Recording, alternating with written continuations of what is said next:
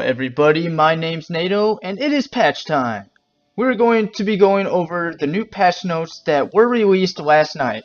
This being patch 1.4 for consoles and 1.6 for PC users. Now, I did get to play the 2-hour session of the beta that was today, November 6th, so I do have some more info towards the end of this video, so make sure to stay for that.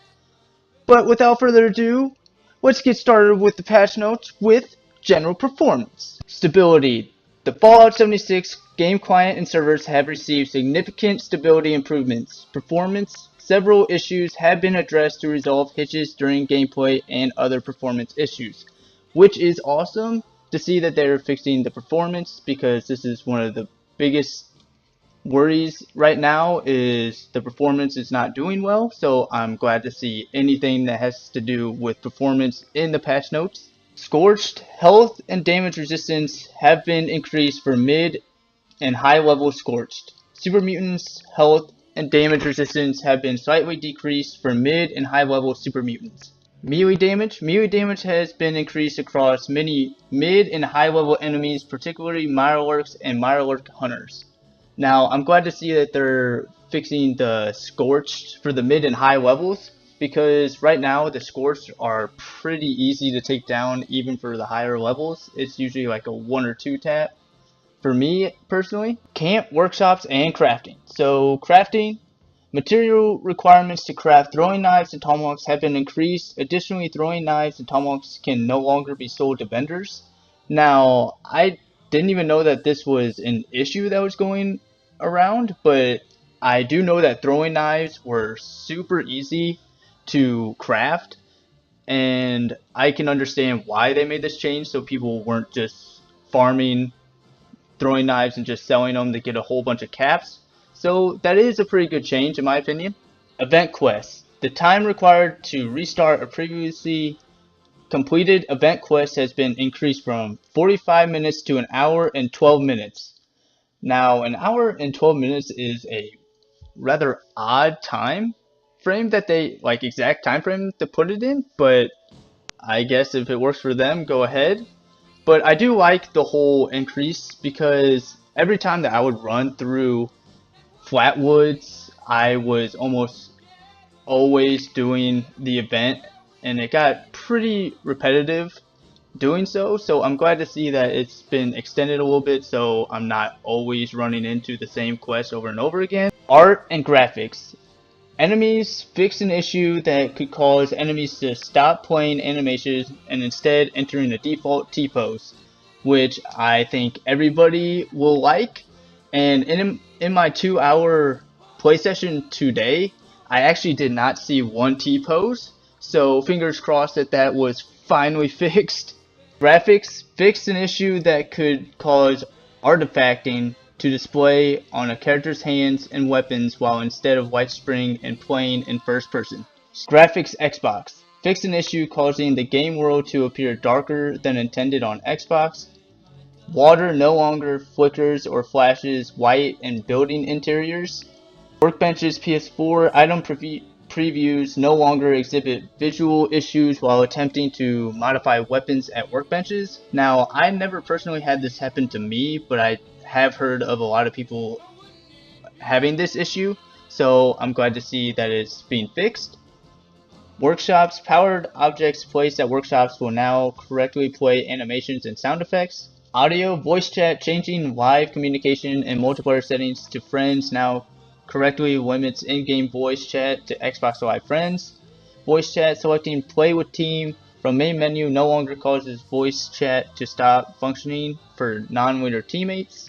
Camp, workshops, and crafting. Workshops successfully defending a workshop no longer awards more aid items than intended, which kind of sucks, because I don't know about you guys, but aid items are kind of an issue right now, to where, like, I feel like I never have enough stim packs. I don't know if that's just me and I'm just wandering around and just getting wrecked, but for me, aid items are pretty hard to find. So I'm kind of upset with this change, but it's not the end of the world. I am Become Death. Launching a nuke will now complete the I Am Become Death quest for all teammates. Rewards. Completing the first contact and Thirst Things First quest no longer award more aid items than intended. Now those two missions are basically at the beginning of the game if you follow the main quest. So a lot of people have already completed that at this point if you've been in the beta. So it shouldn't really matter to you that much. Languages. Improvements have been made to better support text display across several languages including Japanese, Russian, Simplified Chinese, and Traditional Chinese. Also, blueprints now accept names that utilize those languages. Running Fallout 76 with language options set to Traditional or Simplified Chinese no longer causes the game to launch in English. Fix an issue that could prevent players from logging into Fallout 76 on PC. Now that is probably the best news for anybody on PC, so hopefully they won't have any more problems with that. Resolution for PC, adjusting Windows display scaling settings no longer causes the game to launch in lower or higher resolutions than expected. That's probably another thing that the PC users are really happy about.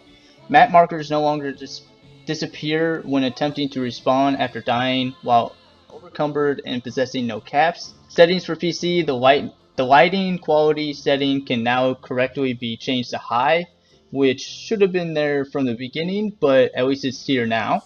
Actual players will no longer encounter a failed to reconnect to team error message at the main menu screen. Now, this is something that we actually still had a problem with when me and my buddy played the 2-hour session today. So it's not completely fixed as of right now, but it is not as bad as it used to be from what I've seen so far. Social fixed an issue that could prevent players from seeing one another in the social menu after adding each other as friends. Trading, attempting to trade with a player who is entering power armor no longer causes the game client to become unresponsive. Now, after hearing all those patch notes, you are probably thinking one big thing is missing from this.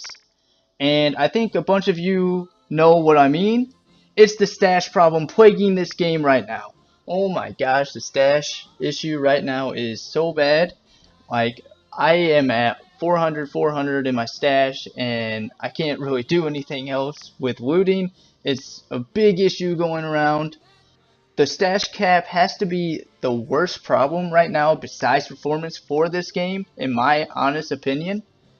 Now, Pete Hines did actually have a comment on this exact topic on Twitter, and this is what he said. There is a stash limit. I wasn't aware of one before. There are reasons why it's there, and those reasons are important. The team is looking into what it might be able to do. If it happens, it will not happen in this patch. Now, as you guys can obviously see, they didn't put this in the patch, but I'm hoping this will be something in the next patch that they put in. That being said, my playtime with the beta this afternoon was only 2 hours, so I didn't get to mess with much, but I can say that the performance did feel better, especially when using automatic weapons.